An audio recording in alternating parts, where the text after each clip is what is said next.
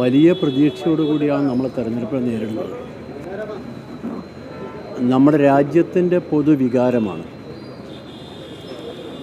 രാജ്യത്തിൻ്റെ ചരിത്രത്തിൽ ഇന്ന് വരെ ഇല്ലാത്ത പോലെ രാജ്യത്ത് ഒരു മതാധിഷ്ഠിത ഭരണകൂടം കൊണ്ടുവരാൻ ഭരണകൂടം ശ്രമിക്കുക. ആ ഭരണകൂടം നമ്മുടെ രാജ്യത്തിലെ ജനങ്ങളെ ഭിന്നിപ്പിച്ച് ഭരിക്കാൻ പോവുകയാണ്. അവർക്കെതിരായി രാജ്യത്തെ ജനങ്ങളുടെ വലിയ വികാരമുണ്ട്. കഴിഞ്ഞ തവണ തന്നെ അവർക്ക് കിട്ടിയ വോട്ട് 37% വോട്ടാണ്. പക്ഷെ അവർ രാജ്യം ഭരിക്കുക. അതുകൊണ്ട് രാജ്യത്ത് വളർന്നു വരുന്ന ജനങ്ങളുടെ വികാരത്തിൽ പ്രധാനപ്പെട്ട പങ്ക് കേരളമാണ്. കേരളം എന്നും എല്ലാ മതസ്ഥർക്കും ഒരുപോലെ ജീവിക്കാവുന്ന ഒരു മതനിരപേക്ഷ നാടാണ്. അതുകൊണ്ടാണ് ദൈവത്തിന് സ്വന്തം നാടെന്ന് നമ്മളെക്കുറിച്ച് പറയുന്നത്. ഈ നാട്ടിലും ഭിന്നിപ്പിൻ്റെ വഴികൾ നോക്കാൻ അവർ പരിശ്രമിക്കുന്നു.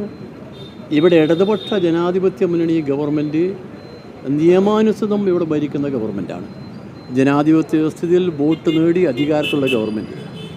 ആ ഗവൺമെൻറ്റിനെ എങ്ങനെയും വീർപ്പുമുട്ടിച്ച് കൊല്ലാൻ വേണ്ടി സാമ്പത്തികമായി ഉപരോധം ഏർപ്പെടുത്തിക്കൊണ്ട് ഈ ഗവൺമെൻറ്റിനെ തകർക്കാൻ ശ്രമിക്കുന്നു. ഈ വികാരങ്ങളെല്ലാം വെച്ചുകൊണ്ട് കേന്ദ്ര ഭരണാധികാരി വർഗത്തിൻ്റെ നയങ്ങൾക്കെതിരായ രാജ്യത്ത് വളർന്നു വരുന്ന ഒരു വലിയ പ്രസ്ഥാനത്തിൻ്റെ ഭാഗമായി കേരളത്തിലെ ജനങ്ങൾ ഇടതുപക്ഷ ജനാധിപത്യ മുന്നണിയെ പിന്തുണക്കുമെന്ന് ഞങ്ങൾക്ക് പൂർണ്ണ വിശ്വാസമുണ്ട്. ഇവിടെ പ്രതിപക്ഷ കക്ഷികളെന്ന് പറയുന്ന പാർട്ടി രാജ്യത്ത് പൊതുവിൽ സ്വീകരിക്കുന്ന സമീപനമില്ല കേരളത്തിൽ സ്വീകരിക്കണം. കേരളത്തിൽ അധികാരം നഷ്ടപ്പെട്ടതിന് ശേഷം അധികാരത്തിൽ ഇല്ലാത്തതിൻ്റെ വ്യഥ അത് നമ്മളെ നാട്ടിലെ ജനങ്ങളോട് കാണിക്കുക. കേരളത്തിൽ ലഭിക്കേണ്ട പല കാര്യങ്ങളും ലഭിക്കുന്നതിന് വേണ്ടി കേരളത്തിന് ശബ്ദമായി മാറാൻ ഇവിടുത്തെ കഴിഞ്ഞ കാലം ഈ നാട്ടിൽ നിന്ന് വോട്ട് വാങ്ങിപ്പോയ ജനപ്രതിനിധികൾ മുന്നോട്ട് വന്നില്ലെന്നുള്ളത് നമ്മളെല്ലാം അറിയാവുന്ന കാര്യമാണ്.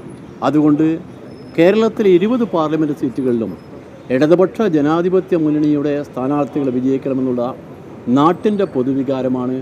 ആ വികാരം തീർച്ചയായും ഈ തെരഞ്ഞെടുപ്പിൽ ഉണ്ടാകുമെന്ന് പൂർണ്ണ വിശ്വാസം എനിക്കുണ്ട്. തിരുവനന്തപുരത്ത് ജനങ്ങൾ എനിക്കറിയാം. തിരുവനന്തപുരത്ത് ജനങ്ങൾ സാധാരണഗതിയിൽ നിന്നും ഒരുപാട് ചിന്തിക്കുന്ന ആളുകളാണ്. വിവരമുള്ളവരാണ്, വിവേകമുള്ളവരാണ്, വിജ്ഞാനമുള്ളവരാണ്, വകതിരിവുള്ളവരാണ്. അവർ ഈ നാട്ടിൽ നന്മയുടെ വഴിയിലേക്ക് അവരുടെ വോട്ട് രേഖപ്പെടുത്തുമെന്ന് എനിക്കറിയാം. ഇവിടുത്തെ ജനങ്ങൾ എനിക്ക് നേരിട്ട് ബന്ധമുള്ളതാണ്. കാരണം ഞാനിവിടെ ഒരുപാട് കാലമായില്ല തിരുവനന്തപുരത്തിൻ്റെ ജീവിക്കുന്ന ഒരാൾ. ഞാനിവിടെ വന്നതിന് ശേഷം 40 വർഷത്തിലധികമായ തിരുവനന്തപുരത്തിൻ്റെ പൗരനാണ്. ജന്മം കൊണ്ട് കണ്ണൂരാണെങ്കിലും കർമ്മം കൊണ്ട് തിരുവനന്തപുരമാണ്. ഞാൻ എന്നും അവരുടെ കൂടെ ഉണ്ടായിരുന്നു, ഇനിയും അവരുടെ കൂടെ ഉണ്ടായിരിക്കും എന്നും എന്ന കാര്യം ഇവിടുത്തെ എല്ലാ വോട്ടർമാർക്കും ഞാൻ ഒന്നുകൂടി ഉറപ്പ് കൊടുക്കുന്നു. അവരെ കൂടെ അവരിൽ ഒരാളായി ഞാനുമുണ്ടാകും. നമ്മുടെ നാട്ടിൻ്റെ നന്മയ്ക്ക് വേണ്ടിയുള്ള വഴിയിൽ നമ്മൾക്ക് ഒരുമിച്ച് മുന്നോട്ട് പോകാം എന്നാണ് എനിക്ക് പൊതുവെ പറയാൻ. 2005 താങ്കൾ ഇവിടെ MP ആയി ജയിച്ചതാണ്. പക്ഷേ അതിൽ നിന്ന് ഒരുപാട് മാറി തിരുവനന്തപുരം മണ്ഡലം. അപ്പോൾ കഴിഞ്ഞ 2 തെരഞ്ഞെടുപ്പിലും ഇടതുപക്ഷ മുന്നണി സ്ഥാനാർത്ഥി 3-ാം സ്ഥാനത്താണ് ഈ മണ്ഡലത്തിൽ. അപ്പോൾ ഇതൊരു വലിയൊരു ഉത്തരവാദിത്തമല്ല, ഒരു വലിയ വെല്ലുവിളിയല്ലേ? അതെങ്ങനെയാണ് താങ്കൾ കാണുന്നത്? തീർച്ചയായിട്ടും വലിയ ഉത്തരവാദിത്തമാണ്, വലിയ വെല്ലുവിളിയാണ്. താങ്കൾ പറഞ്ഞ പോലെ ആ ഉത്തരവാദിത്വവും വെല്ലുവിളിയും ജനങ്ങളുമായുള്ള ബന്ധം കൊണ്ട് ഞങ്ങൾക്കതിനെ മറികടക്കാൻ കഴിയുമെന്ന് പൂർണ്ണ വിശ്വാസമുണ്ട്. ജനങ്ങളാണ് നമുക്കെല്ലാം. ഈ കേരളത്തിലെ തലസ്ഥാനത്തെ ജനങ്ങളെന്ന് പറയുന്നത് ഞാൻ നേരത്തെ പറഞ്ഞ പോലെ മറ്റതിൽ നിന്ന് വ്യത്യസ്തമായുള്ള ജനങ്ങളാണ്.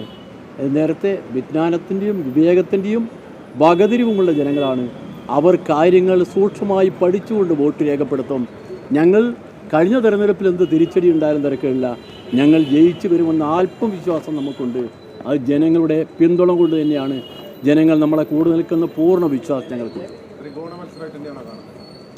പ്രധാനമായും ഞങ്ങൾ കാണുന്ന മത്സരം ഞങ്ങളും UDF തമ്മിലാണ്. BJP എന്ന് പറയുന്നത് ഒരു ചില കാലങ്ങളിൽ പൊങ്ങി വരുന്ന ഒരു ഏർപ്പാട് മാത്രമാണ്.